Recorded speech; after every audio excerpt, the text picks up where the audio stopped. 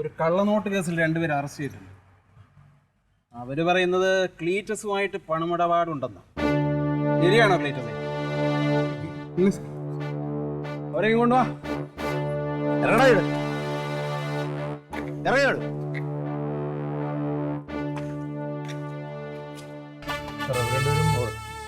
ക്ലീറ്റസിന്റെ പാർട്ടിയിലുണ്ടായിരുന്നവരായിരുന്നു. ഈ party cleat ഉണ്ടാക്കിയ പാർട്ടിയാണ്. അപ്പോൾ അതിന്റെ സജീവ പ്രവർത്തകരായിരുന്നു അവർ രണ്ടുപേരും.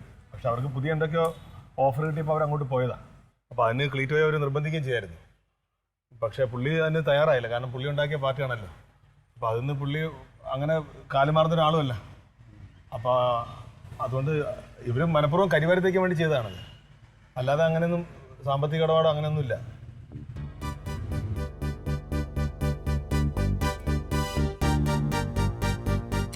ഏതാ ക്ലീറ്റസ് വീട്? അതാ സാർ, അതാണ്. ഒന്ന് സെർച്ച് ചെയ്തേ. സാർ അങ്ങനെ പൈസ വാങ്ങിയിട്ടില്ല.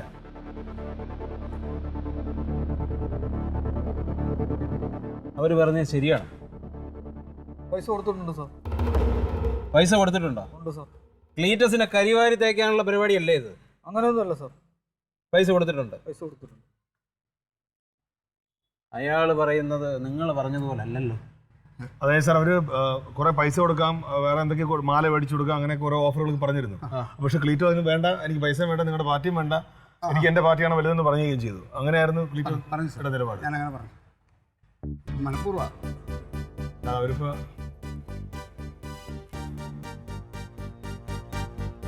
എന്താടാ വരിപ്പിക്കുന്നേ?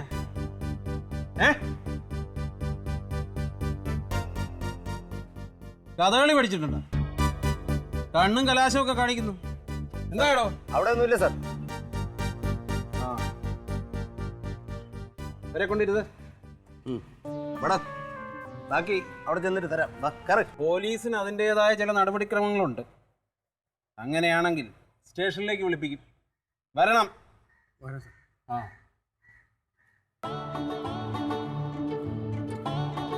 കോട്ടെ.